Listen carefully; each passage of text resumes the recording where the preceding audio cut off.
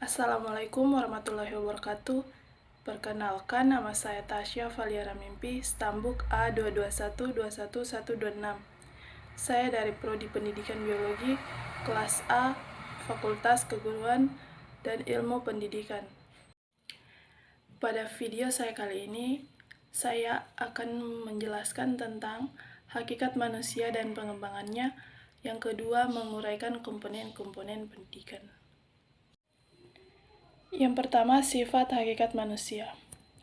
Sifat hakikat manusia diartikan sebagai ciri-ciri karakteristik yang secara prinsipil membedakan manusia dengan hewan, meskipun manusia dengan hewan banyak kemiripan, terutama jika dilihat dari segi biologisnya.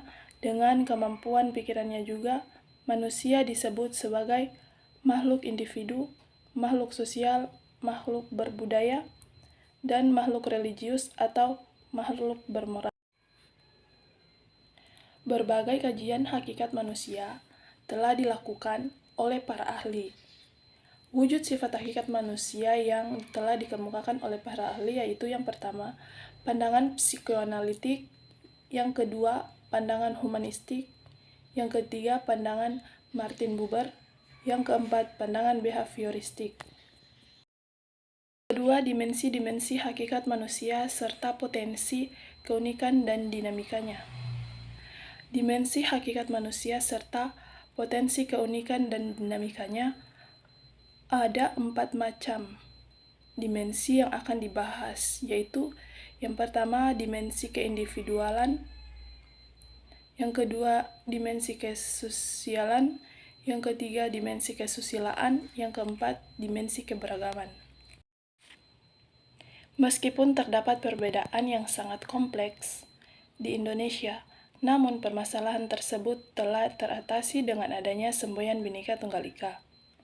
Semboyan tersebut artinya berbeda-beda, namun tetap satu jua. Yang ketiga, pengembangan dimensi hakikat manusia. Hakikat manusia seperti telah diuraikan di atas, pada dasarnya perlu dikembangkan. Pengembangan berbagai potensi yang dimiliki manusia tidak dapat dilakukan melalui proses pendidikan. Hal ini akan membentuk manusia menuju ke arah kesempurnaan. Yang pertama, pengembangan manusia sebagai makhluk individu. Yang kedua, pengembangan manusia sebagai makhluk sosial. Yang ketiga, pengembangan manusia sebagai makhluk sosial. Yang keempat, sosok manusia seutuhnya. Pengertian sosok manusia seutuhnya ini adalah perpaduan antara aspek jasmani dan rohani, antara dimensi keindividualan, kesosialan, kesusilaan, keberagaman, antara aspek kognitif, efektif, dan psikomotor. Materi saya yang kedua yaitu komponen-komponen dalam pendidikan.